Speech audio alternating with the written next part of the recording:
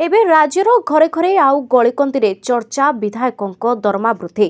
ओडिशा भली गरीब राज्यर विधायक माने भारत में सर्वाधिक दरमा भत्ता को वृद्धि करी 3,45,000 टंका नेउथिबा साधारण रे चर्चा हेउचे। एभली स्थिति रे सरकारी एवं विरोधी विधायकों मध्य राजनैतिक बयानबाजी देखा मिले।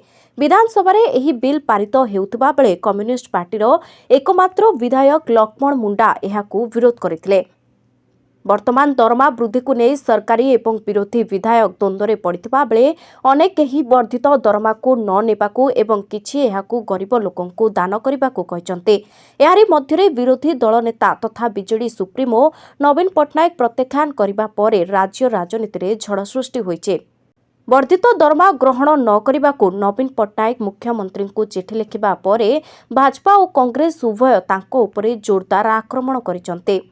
उभय दल अभियोग करिसंते जे नवीन पट्टनायक उपयुक्त फोरम रे आपत्ति उठाइबा परिवर्ते राजनैतिक ड्रामा करुचंते।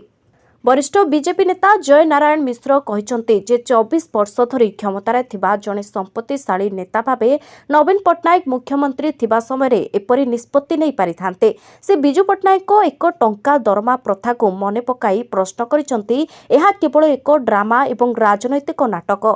उपमुख्यमंत्री कनक बर्तन सिंहदेव मध्य प्रश्न करिसंते जे आलोचना समय पूर्वतन मुख्यमंत्री काहेकि विधानसभा वितर्क रे भाग नेले नाही किंबा आपत्ति उठाइले नाही।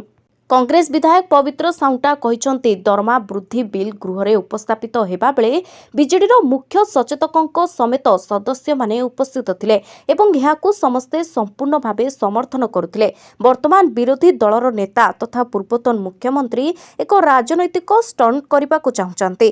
कांग्रेस नवीन को एही नाटक बंद करी सरकार निष्पत्ति को ग्रहण करने को आह्वान देइछे।